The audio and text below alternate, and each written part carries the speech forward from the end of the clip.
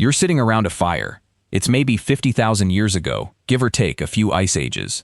The group you belong to, 15, maybe 20 people, is everything. They're your food supply, your shelter strategy, your early warning system for things that want to eat you.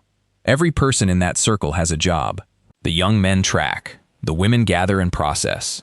The elders remember. The children learn. The whole operation is a finely tuned machine running on the edge of survival every single day. And then someone breaks their leg. Not metaphorically, actually breaks it. A bad fall, a hunt gone sideways, a rock that wasn't as stable as it looked, and now you have a person who cannot walk, cannot contribute, cannot keep up when the group moves, which the group must do, because standing still in the Pleistocene is more or less a death wish. So, what happens to that person? The easy answer, the one that feels inevitable when you really sit with the logic of it, is nothing good. Resources are scarce. Mobility is survival. Compassion is a luxury that evolution doesn't hand out for free. That person gets left behind, or they slow the group down until the group collapses, or they simply don't survive long enough to become a problem. That is the easy answer, and it is almost certainly wrong, because what archaeologists have been quietly uncovering for decades now, in caves, in ancient burial sites, in the fossilized bones of people who lived and died before written language existed, is something that should stop you cold. Something that rewrites, pretty fundamentally, what we think we know about who our ancestors were and what they were capable of. The long answer is what this video is about, and it is stranger, more moving, and honestly a little embarrassing, because it says something about us that we weren't quite ready to hear. Let's start with the assumption, because it has a long and surprisingly respectable history. For most of the 20th century, the dominant model of early human life was essentially Hobbesian. Nasty, brutish, short. You know the quote. The prehistoric world, as it was imagined by scientists and popularized by everyone else, was a zero-sum game. Every calorie cost enormous effort to obtain. Every injury was a potential death sentence. Every individual who couldn't pull their weight was, at best, a drain on a system that had no room for drains. This wasn't just casual assumption. It was baked into serious academic thinking. The idea that natural selection would ruthlessly weed out anyone who couldn't contribute, the injured, the ill, the congenitally disabled, seemed not just logical, but scientifically inevitable. Survival of the fittest, taken literally, seemed to leave very little room for the inconvenient business of caring for people who couldn't care for themselves. Popular media ran with it, obviously. The caveman of 1,000 cartoons and films is not a compassionate figure. He is reactive, brutal, selfish.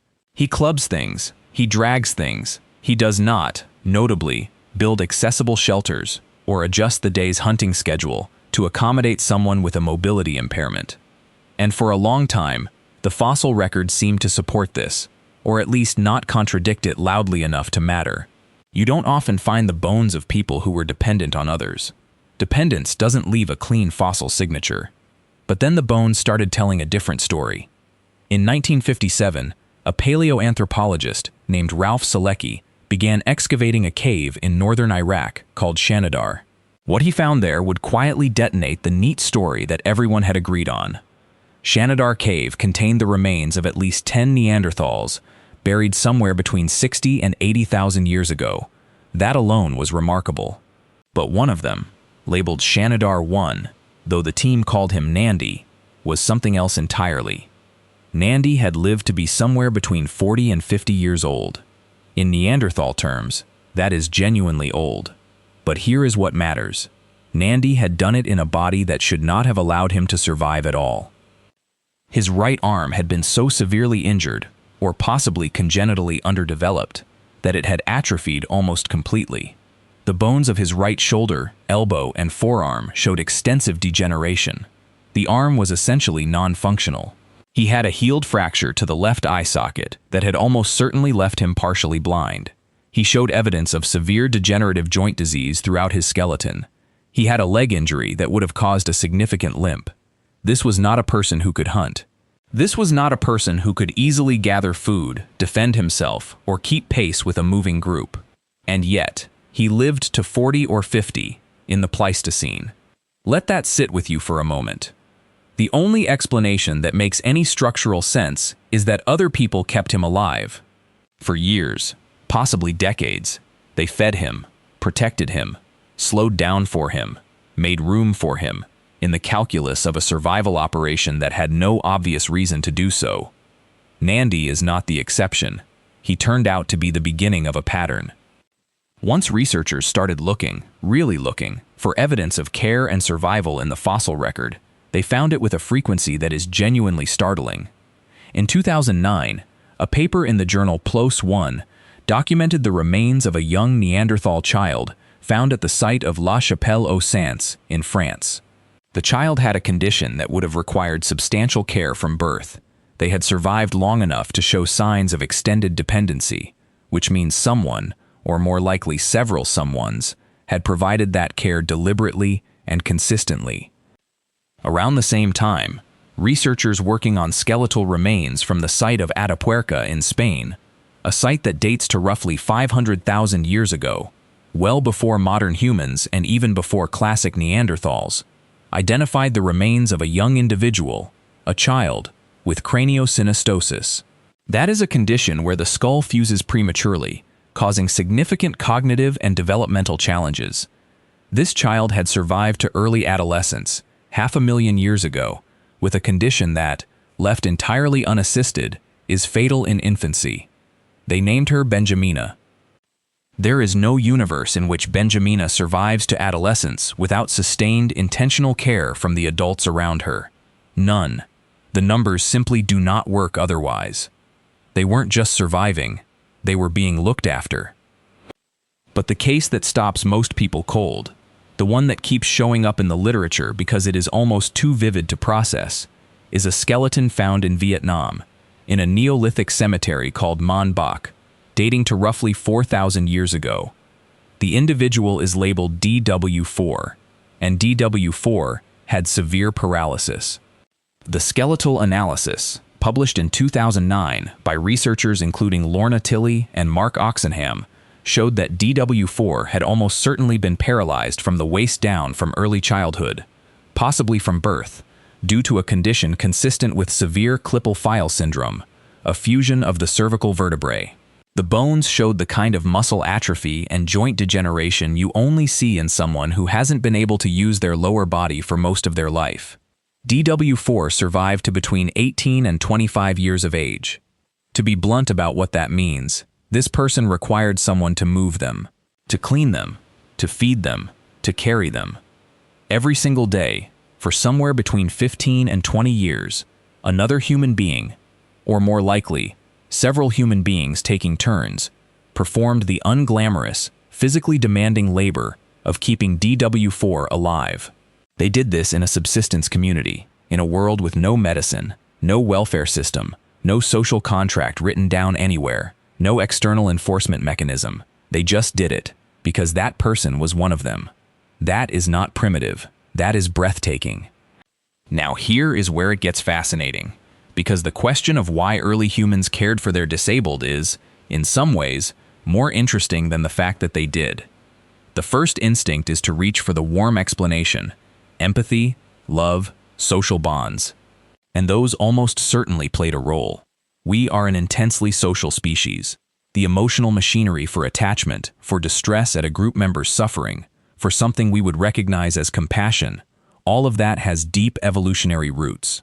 Primatologist Frans de Waal spent decades documenting proto-compassion behaviors in chimpanzees and bonobos, including cases where healthy animals adjusted their behavior for injured or disabled group members. The emotional infrastructure was already there, before we were fully human. But the evolutionary story is more layered than pure sentiment, and it's worth sitting with that complexity. One compelling framework, developed by bioarchaeologist Lorna Tilley, who effectively built an entire academic subdiscipline around this question called the bioarchaeology of care, is that caring for the disabled was not just emotionally driven, but strategically adaptive. Disabled individuals often contributed in ways that don't leave obvious fossil signatures. They could tend fires, they could watch children, they could pass on knowledge, navigation, plant identification, tool-making sequences, That was in their heads and nowhere else. In a world without writing, that knowledge was the group's insurance policy against forgetting something fatal. The elder who can no longer hunt but who remembers exactly which berry kills you in winter, that person is not a burden. That person is a library. There is also the social cohesion argument. Groups that demonstrated care for their members, that visibly, reliably looked after the vulnerable, may have built higher levels of internal trust. Higher trust means better cooperation. Better cooperation means more effective hunting, more successful defense, better resource sharing during lean seasons. The care was not just altruistic, it was infrastructural, which is, if you think about it, exactly what we still do. Here is a thread that doesn't get pulled on enough. There is strong evidence, not conclusive, but strong, that disabled and chronically ill members of early human groups were often the first experimenters with medicinal plants. Not by design, exactly, but by necessity and proximity. People who couldn't hunt or gather at full capacity spent more time in and around camp. They had more time to observe, more time to notice that certain leaves seemed to reduce swelling when pressed against a wound, that chewing a particular root seemed to dull pain, that an infusion of certain bark eased fever. This is not a trivial thing.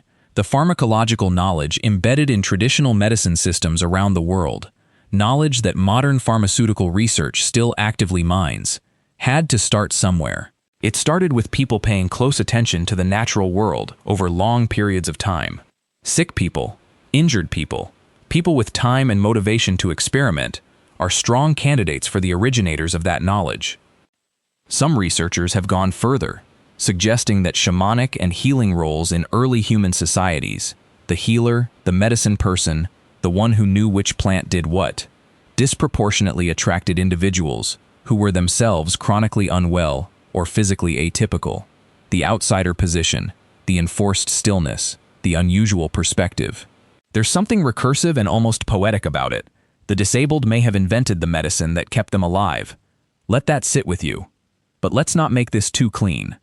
The archaeological record does not show a uniformly compassionate prehistoric world. It shows something messier and more human than that. There is evidence of violence, plenty of it. There is evidence of abandonment, individuals who died alone in circumstances suggesting they were left behind. There is variation between sites, between cultures, between time periods. Some groups appear to have practiced infanticide in conditions of extreme resource scarcity. Some individuals with disabilities show no signs of extended care. They died young, and no one brought them food. The picture that emerges is not a golden age of prehistoric inclusion. It is something more recognizable than that. It is a spectrum of human behavior, shaped by circumstance, by the specific culture and values of a specific group, by how bad this particular winter was, by how much surplus the group had, by relationships and personalities and decisions made by individuals whose names we will never know. In other words, ancient humans were as complicated as modern ones. What is consistent, and this is the part that matters, is that sustained, intentional care for disabled individuals appears across an enormous range of time periods, geographies, and species. Neanderthals did it. Homo erectus-era populations may have done it. Early Homo sapiens definitely did it, repeatedly, across multiple continents. It is not a quirk or a statistical outlier. It is a pattern, a deep, recurring pattern in what our lineage does. We have always done this. Not always, not everywhere, but enough, and for long enough, that it shaped who we are. There is a detail in the Shanidar research that I have been saving. When Ralph Selecki analyzed the soil around several of the Shanidar burials, he found something unexpected. Clusters of pollen, dense, deliberate clusters, around and above the bodies. The species identified included yarrow, groundsel, grape hyacinth, and bachelor's button. Several of these plants have known medicinal or analgesic properties. Some bloom in vivid colors, yellows, purples, blues. Selecki's interpretation, that these Neanderthals had been buried with flowers, became one of the most contested and celebrated findings in paleoanthropology. Later researchers raised methodological concerns. Some argued the pollen could have been introduced by burrowing rodents. The debate is ongoing. The flowers may not have been deliberate, but Nandi, The man with one functional arm, partial blindness, a limp, and 40+ years of life he should not have had. Nandi was definitely real. The care he received was definitely real. The decades of other people's effort and patience and deliberate choice, written into his bones, is not contested. Someone chose, over and over again, for years, to keep him alive. We don't know why. We don't know if they loved him, or felt obligated, or if there was a word in their language for what he meant to them. We just know they did it, in the dark, in the cold, with limited food and unlimited danger. They did it anyway. I don't know what to call that if not something worth inheriting. Here is the philosophical widening, and I'll try not to overdo it. We live in a moment where the question of how societies should treat their disabled members is, somehow, still contested. There are still political arguments, serious ones, made by serious people, that frame disability support as a modern softness, a luxury, a deviation from some harder and more honest baseline human condition. The fossil record would like a word. The baseline human condition, as best we can reconstruct it from the bones of the people who actually lived it, includes sustained, intentional, costly care for individuals who could not fully reciprocate. That is not a modern invention. That is not a cultural aberration. That is something our ancestors were doing before they had pottery, before they had agriculture, before they had written language or cities, or any of the infrastructure we associate with civilization. The capacity for this was not added to us later by softer conditions. It was there, in the Pleistocene, in a cave in Iraq, written into the worn and asymmetric bones of a Neanderthal who lived to be 50. We were made for this. The evidence says so. So, did ancient humans take care of the disabled? Yes, not always. Not everywhere, not with any guarantee.